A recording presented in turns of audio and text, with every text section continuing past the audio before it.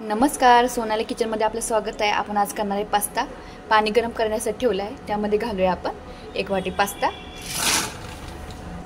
शिजत घातलाय आपण। बघू शकता आपला पास्ता शिजलाय हा।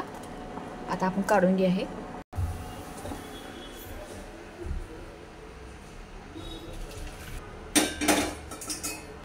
पास्ता चिटकू नये म्हणून त्यावर तेल सोडूया थोडं।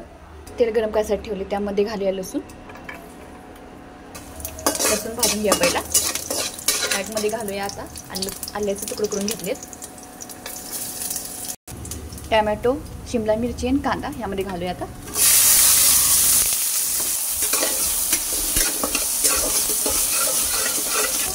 मीठ घालूया, भगवती शेजवान चटणी घालूया यामध्ये थोडीशी।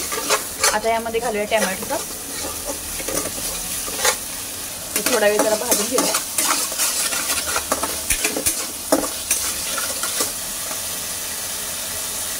आता यामध्ये घालूया पास्ता।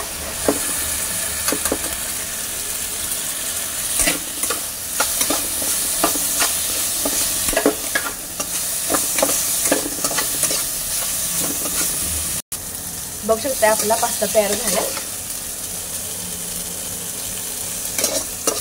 असंच माझे चॅनल पाहत राहा। धन्यवाद। लाईक करा, शेअर करा आणि सबस्क्राइब करायला मात्र विसरू नका बरं का।